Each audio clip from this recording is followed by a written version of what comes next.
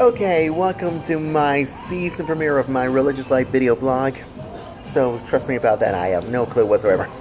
Anyway, it's gonna be 14th Sunday after, 14th Sunday after Pentecost. So let me just read from Matthew chapter 18, verse 15 through 20. So, who's why? And here's another thing. If another member of the church sins against you, go and point out the fault when the two of you are alone. And if the member listens to you, you have regained that one. But if you are not listened to, take one and the others along with you, so that every word may be confirmed by the evidence of two or three witnesses. I mean, it could be a bear witness, what I'm saying. Anyways, if the member refuses to listen to them, tell it to the church. And if the offender refuses to listen even to the church, let such a one be to you as a Gentile and a tax collector. Truly I tell you, whatever you bind on earth will be bound in heaven, and whatever you loose on earth will be loosed in heaven. Again, truly I tell you, if two of you agree on earth, ask about asking, anything you ask. I'll get myself mixed up. Anyways, it will be done for you by my Father in heaven. And where two or three are gathered in my name, I am there among them. So, it could be simple about chapter 18 of Matthew. It could be the 18th chapter of Matthew. So, here's why I understand, because that's why I went to church this morning. And let's see,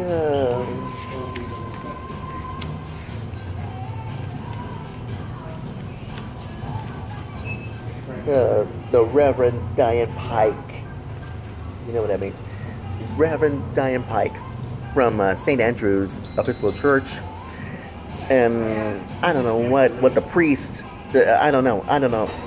Father Jason. Jason has another church, whoever it is. So guess what? I found another. Let's see. Father. I think who knows? Give me some advice. Anyways,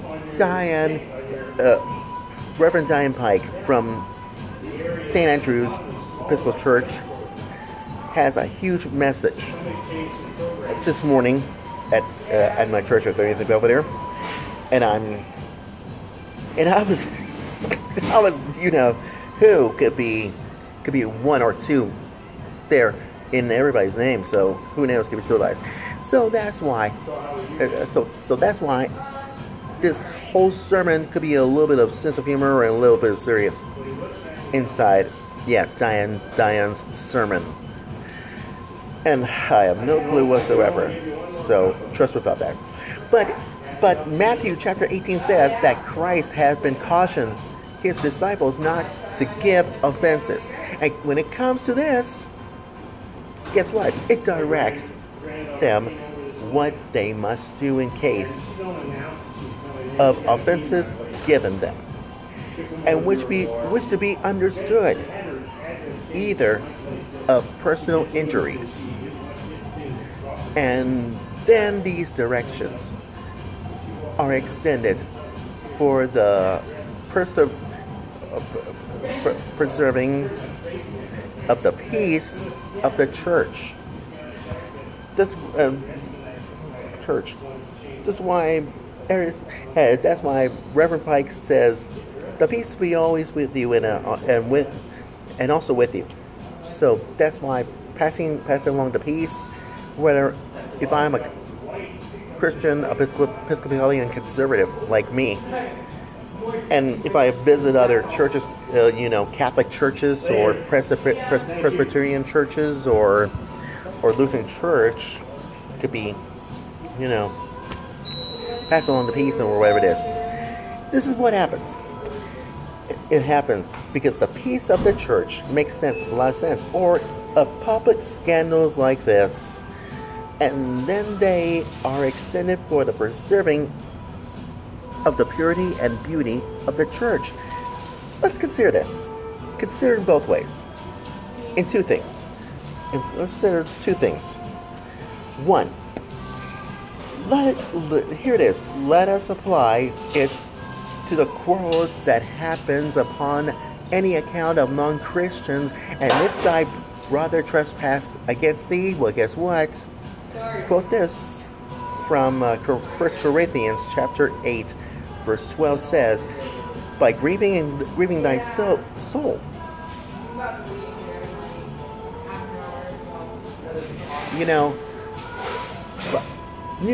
By affronting thee, or putting contempt or abuse upon thee, guess what? He blemished thy good name by false reports and all that. But if he be guilty of this one, guess what? It been trespasses against us, be specified. Could be trespasses or whatever it is, because the laws of the law of justice, charity, or relative duties, just like this. And these are trespassed against us. And it happens to, you guessed it. See, it happens because among the Christ disciples. And sometimes if anyone wants prudence or whatever it is, could be mischievous consequences.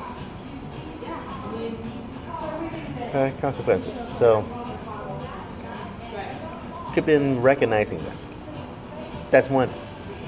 But what about two? Let us apply it scandalizing sins. And that's why, which are an offense to the little ones here's a bad example, to those that are weak and fallible, and a great grief to those that are weak and timorous. And why? Because Christ has had huge thoughts to taught us a lesson to indulge the weakness of our brethren. Here cautions us not to indulge their wickedness under pretense of that. And Christ has designed to erect a church for himself in the world. And here took cares for the preservation. Here's one of its purity, that it might be an explosive facility, a power to cleanse and clear itself. It's just like a fountain of living waters. Just imagine this: if you're in ocean,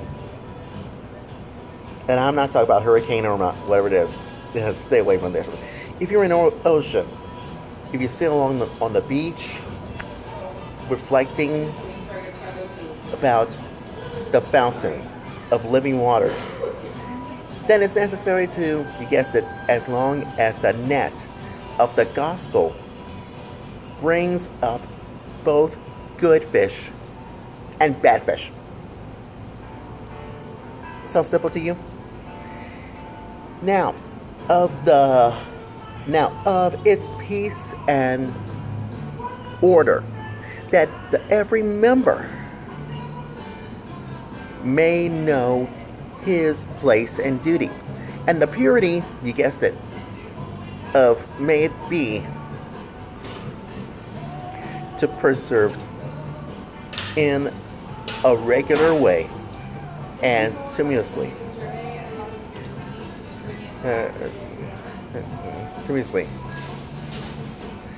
So here's my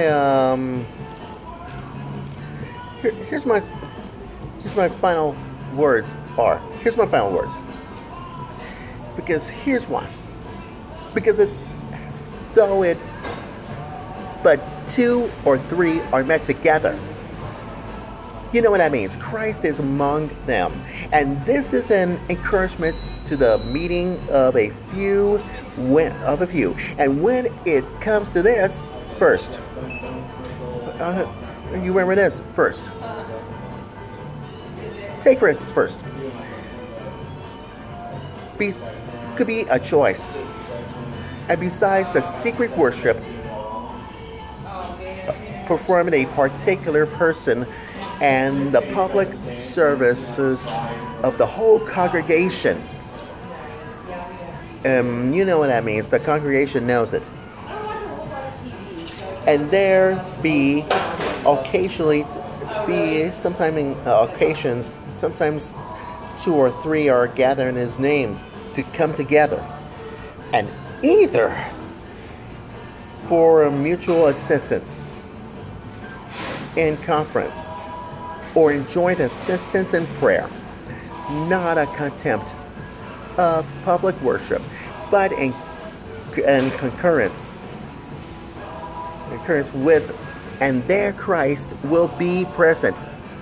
Or secondly, by constraint, when there are not more than two or three will come together, or if there be, they dare not, for fear of the Jews, and yet Christ will be in the midst of them. For it is not the multitude,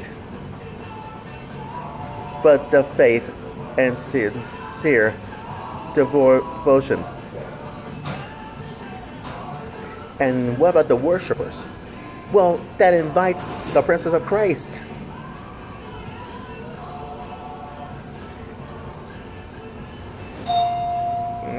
About the multitude, but it's not the multitude, but the faith and sincere devotion of the worshipers. What about it invites the presence of Christ? And but there are two or three gathered in the name, that could be the smallest number that ever can be. Guess what? Yeah, because the best thing yet about to come.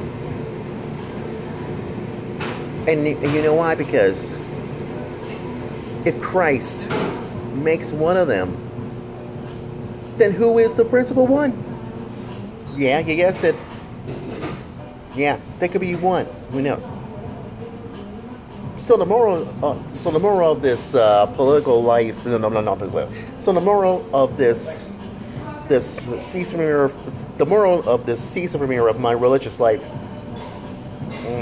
video blog says that their meeting is honorable and comfortable, as if they were 2 or 3,000. What else can we say for this 14th Sunday after Pentecost? The whole world would never know about it completely, is it? You just wait and see about that and think about it for yourself. Anyways, that's my my season premiere of my religious life video blog story, and I'm sticking to it. And like I said, to be continued, whatever it is. Oh, by the way, Reverend Pike, it's so unbelievable. That was a wonderful sermon. You have a sense of humor. Who knows? That's all. No, go home. Sleep. See ya. Good night.